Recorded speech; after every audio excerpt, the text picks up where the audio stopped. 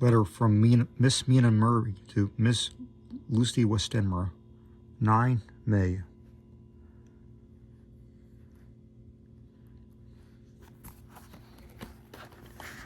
My dearest Lucy,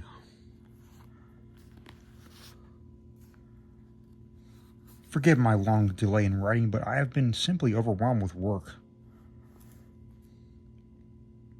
The life of an assistant schoolmistress is sometimes trying.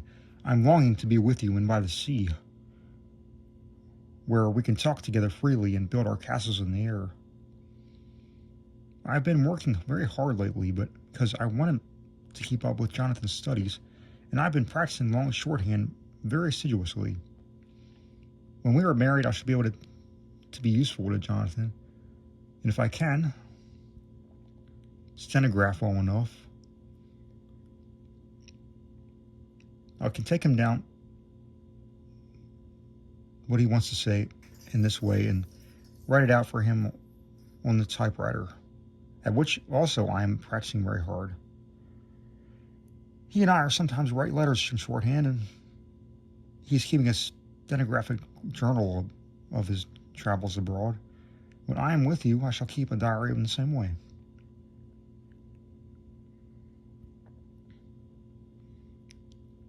I don't mean one of those 2 pages to the week with Sunday squeezed in the corner diaries, but a sort of journal which I can write in whenever I feel inclined.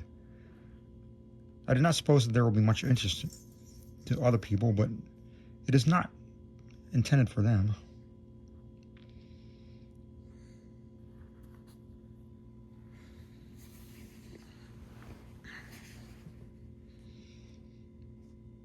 I may show it to Jonathan someday if there is in it anything worth sharing, but it is really an exercise book. I shall try to do what I see lady journalists do, interviewing and writing descriptions and trying to remember conversations. I'm told that with a little practice one can remember all that goes on that one hears it said during a day. However, we shall see. I'll tell you my little plans when we meet. I've just had a few hurried lines from Jonathan from Transylvania. He is well and will be returning in about a week. I'm longing to hear all his news. It must be nice to see strange countries. I wonder if Jonathan and I, shall ever see them together. There's the 10 o'clock bell ringing. Goodbye. Your loving Mina. Tell all the news you were going to write. You have not told me anything for a long time. I hear rumors, and especially of a tall, handsome, curly-haired man.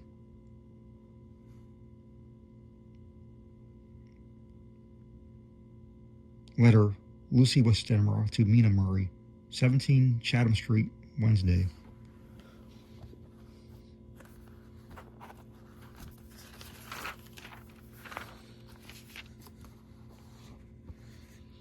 My dearest Mina, I must say that you taxed me very unfairly with being a bad correspondent. I wrote you twice since we parted, and your last letter was only your second. Besides, I have nothing to tell you. There's really nothing to interest you. Town is very pleasant just now, and we go a great deal to picture galleries and for walks and rides in the park. As to the tall, curly-haired man, I suppose it was the one who was with me at the last pop. Someone has evidently been telling tales. That was Mr. Holmwood. He often comes to see us, and he and Mama get on very well together. They have so many things to talk about in common. We met some time ago when a man that would just do for you if you were not already engaged to Jonathan. He is an excellent party, being handsome, well off, and of good birth. He is a doctor and really clever, just fancy. He's only 9 and 20, and he has an immense lunatic asylum all under his own care. Mr. Holmwood introduced him to me, and he called here to see us, and often comes now. I think he is one of the most resolute men I ever saw, and yet the most calm. He seems almost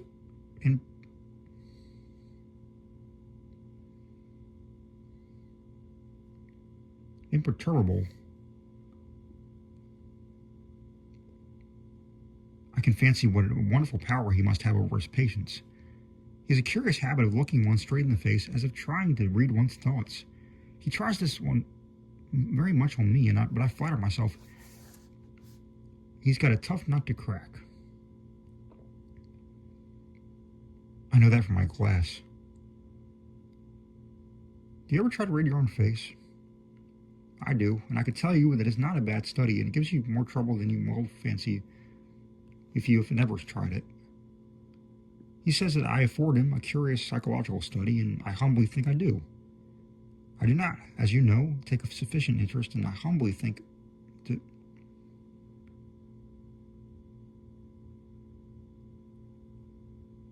I do not, as you know, take sufficient interest in dress and to be able to describe the new fashions.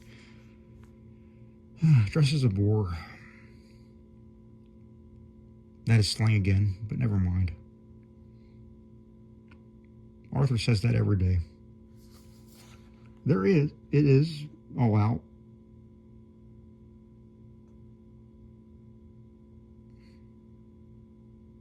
There, it is all out. Mina, we have told all our secrets to each other since we were children. We have slept together and eaten together and laughed and cried together, and now, though I have spoken, I would like to speak more. Oh, Mina, couldn't you guess? I love him. I'm blushing as I write, for although I think he loves me, he has not told me so in words, but oh, Mina, I love him. I love him. There. That does me good. I wished I were with you, dear, sitting by the fire undressing as we used to sit.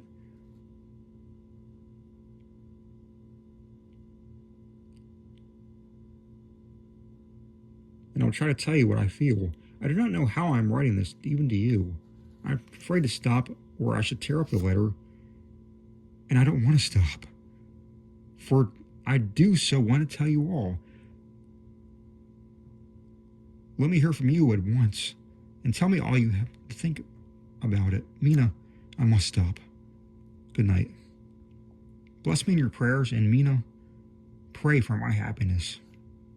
Lucy. P.S. I need not tell you this is a secret. Good night again. L.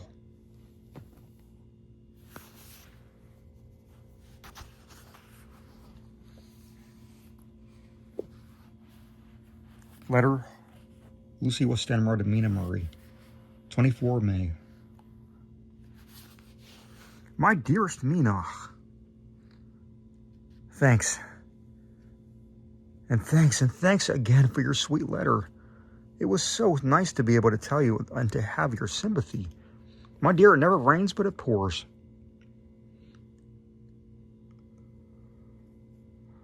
How true the old proverbs are. Here am I, who shall be 20 in September, and yet I have never had a proposal till today.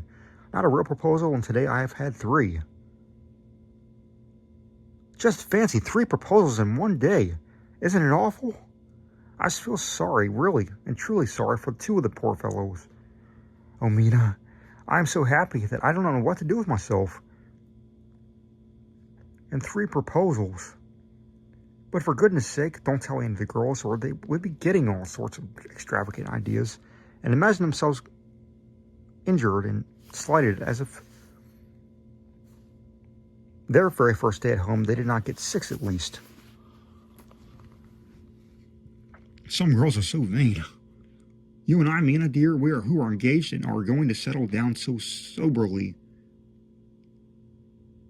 into old married women, can despise vanity.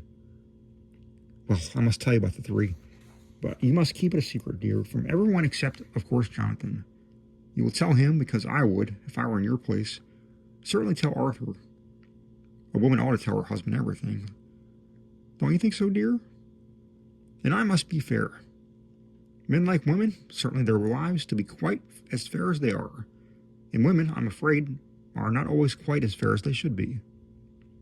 Well, my dear, number one came from just before lunch. I told you of him, Dr. John Seward, the lunatic asylum man, with the strong jaw and the good forehead. He was very coolly outwardly, but nervous all the time. He had evidently been schooling himself so as to all sorts of things, and remembered them, but he almost managed to sit down on his silk hat, which men don't generally do when they are as cool. And then when he wanted to appear at ease, he kept playing with a lancet in a way that made me nearly scream. He spoke to me, Mina, very straightforwardly. He told me how dear I was to him, though he knew me so little. He had known me so little, and what his life would be without me, would be with me to help and to cheer him. He was going to tell me how unhappy he would be if I did not care for him, but when he saw me cry, he said he was a brute and would not add to my present trouble. Then he broke off and asked if I could love him in time, and when I shook my head, his hands trembled, and then with some hesitation, he asked me if I cared already for anyone else. He put it very nicely, saying that he did not want to bring my confidence from me, but only to know, because if a woman's heart was free, a man might have hope. And then, Mina, I felt a sort of duty to tell him that there was someone. I only told him that much, and then he stood up and he looked very strong and grave as he took both my hands in his and said he hoped I would be happy, and that if I ever wanted a friend, I must count on him, one of my best. Oh, Mina dear, I can't help crying, and you must excuse this letter being all blotted. Being proposed to is all very nice and all that sort of thing, but it isn't at all a very happy thing when you have to see a poor fellow whom you know loves you honestly, going away and looking all broken-hearted, and to know that no matter what he may say at the moment, you are passing out of his life. My dear, I must stop here at present. I feel so miserable, though I am so happy.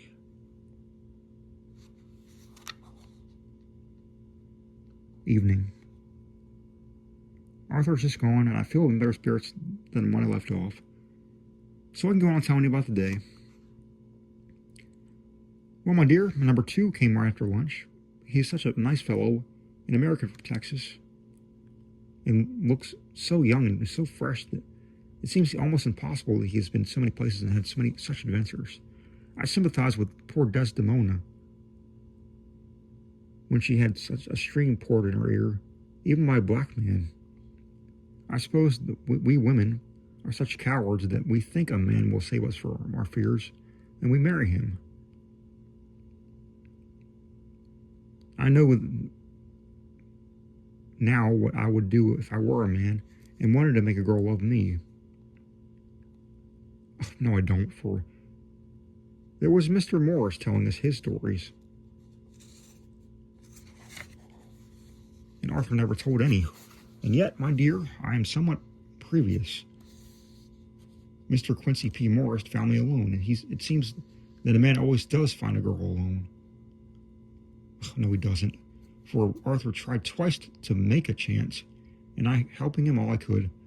I am not ashamed to say it now. I must tell you beforehand that Mr. Morris doesn't always speak slang. That is to say, he never does so to strangers but before them, for he is really well educated and has exquisite manners, but he found out that it amused me to hear him talk American slang. Whenever I was present, there was no one to be shocked. He said such funny things. I'm afraid, my dear, he has to invent it all, for it all fits exactly into whatever else he has to say, but this is a way slang has. I do not know it myself if I should ever speak slang. I don't know if Arthur likes it. as if I'd never heard him use any of it yet. Well, Mr. Morris sat down beside me and looked as happy and jolly as he could, but I could see all the same he was very nervous.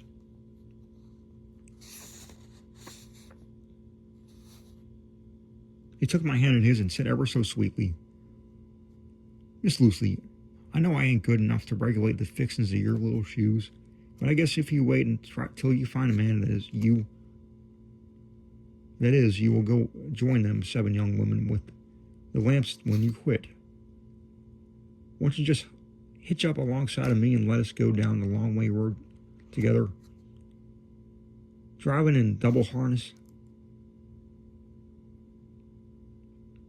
Well, he did look good, so good-humored and so jolly that it did not seem half so hard to refuse him as it did poor Dr. Seward, so I said as lightly as I could that I did not know of anything of hitching, and that I wasn't broken to harness at all yet.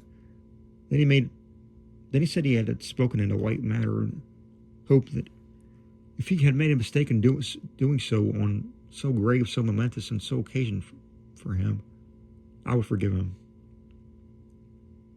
He really did look serious when he was saying it, and I couldn't help feeling a sort of exultation that he was number 2 in one day. And then, my dear, before I could say a word, he began pouring out a perfect torrent of love-making, laying his very heart and soul at my feet. He looked so earnest over it that I shall never again think that a man must be playful always and never earnest, because he is merry at times.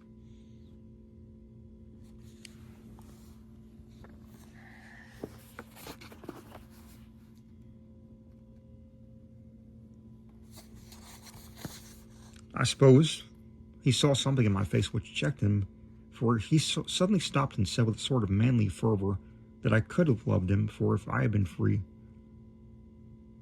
"Lucy, you are an honest-hearted girl, I know. I shall not be here speaking to you as I am now if I did not believe you cling right through the very depths of your soul. Tell me, like one good fellow to another, is there anyone else that you care for? And if there is, I'll never trouble you a hair's breadth again, but will be, if you let me, very faithful friend." My dear Mina, why are men so noble when we women are so little worthy of men? Here was I almost making fun of this great-hearted, true gentleman. I burst into tears, I'm afraid, my dear. You will think this a very sloppy letter in more ways than one, and I really felt very badly. Why can't they let a girl marry 3 men, or as many as want her, and save all this trouble? But this is heresy, and I must not say it. I'm glad to say, though, I was crying. I was able to look into Mr. Norris's brave eyes and told him out straight. Yes, there is someone I love, though he has not told me yet that he even loves me. I was right to speak to him so frankly, for quite a light came into his face, and he put out both his hands and took mine. I think I'd better put them into his, and said in a hearty way, "That's my brave girl. It's better and worth being late for a chance of winning you than being in time for any other girl in the world. Don't cry, my dear. If it's for me, I'm a hard nut to crack, and I take it standing up. If that other fellow doesn't know his happiness, well, he better look for it soon, or he'll have to deal with me. Little girl, your honesty and pluck have made me a friend, and that's rarer than a lover. It's more selfish anyhow. My dear, I'm going to be a pretty lonely walk. I'm going to have a pretty lonely walk between this and Kingdom Come. Won't you give me one kiss? It'll be something to keep off the darkness now and then. You can, if you like, for the other good fellow. He must be a good fellow, my dear, and a fine fellow, or you could not love him. Hasn't spoken yet. That quite won me, Mina, for it was brave and sweet of him, and noble, too, to a rival, wasn't it? And he was so sad, so I leant over and kissed him. He stood up with his two hands, my two hands in his, and looked down into my face. I'm afraid I was blushing very much. He said, "Little girl, I hold your hand, and you've kissed me. And if these things don't make us friends, nothing ever will. Thank you for your sweet honesty to me, and goodbye." He wrung my hand, and taking up his hat, went straight out of the room without looking back, without a tear or quiver or pause, and I'm crying like a baby. Oh, why must a man like that be unhappy when there are lots of girls about who would worship the very ground he trod on? I know I would if I were free, only I don't want to be free. My dear, this quite upset me. And I feel I cannot write of happiness just this once, and after telling you of it, I do not wish to tell you of number 3 until it can be all happy. Ever your loving Lucy. P.S. Oh, about number 3? I needn't tell you of number 3, need I? Besides, it was all so confused. It seemed only a moment from his coming into the room till both of his arms were around me, and he was kissing me. I'm very, very happy, and do not know what I've done to deserve it. I must only try in the future to show that I am not ungrateful to God for all of his goodness and to me in sending me such a lover, such a husband, and such a friend. Goodbye.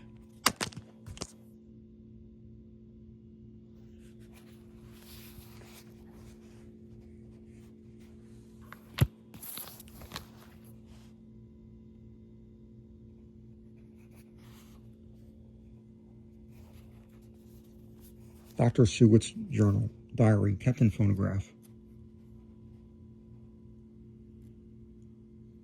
25 May. Ebb tide and appetite yesterday. Cannot eat, cannot rest, so diary instead. Since my rebuff of yesterday, I have a sort of empty feeling. Nothing in the world seems to sufficient importance to be worth the doing. As I know the only cure for this sort of thing was work, I went among the patients. I picked out one who has afforded me a study of much interest. He is so quaint that I am determined to understand him as well as I can. Today, I seem to get nearer than ever before to the heart of his mystery. I question him more fully than I have ever done. With a view to making myself master of the facts of his hallucination, in my manner of doing so, there was, I now see, something of cruelty. I seem to wish to keep him to the point of his madness, a thing which I could avoid with the patience as I would the mouth of hell. Men. Under what circumstances would I not avoid the pit of hell? Omnia Romane Venalia sunt. Hell has its price. If there be anything behind this instinct, it will be valuable to trace it afterward accurately. So I better commence to do so. Therefore, R. M. Renfield.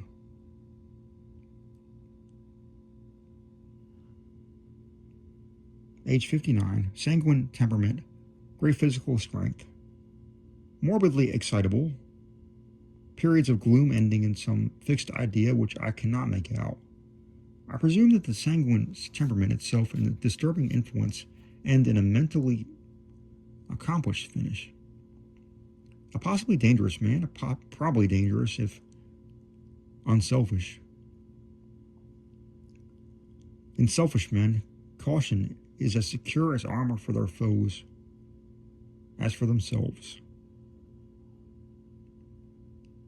What I think of on this point is when self is the fixed point, the centripetal force is balanced with the centrifugal.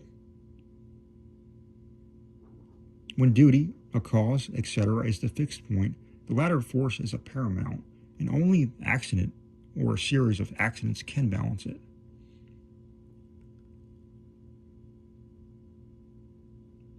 Letter, Quincy P. Morris to Hon. Arthur Homewood. 25 May. My dear Art, we've told yarns by the campfire in the prairies and dressed one another's wounds after trying a landing at the Marquis.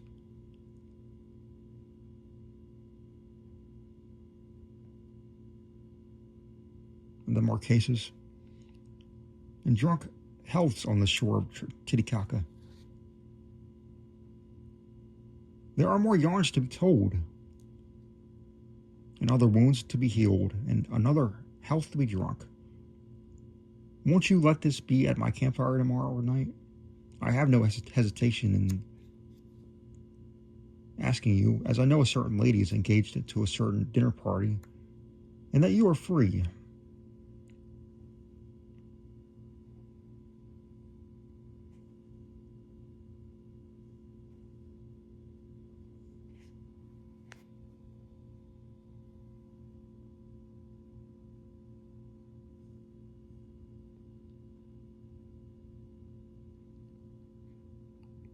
There will only be in one other, our old pal at the Korea, Jack Seward.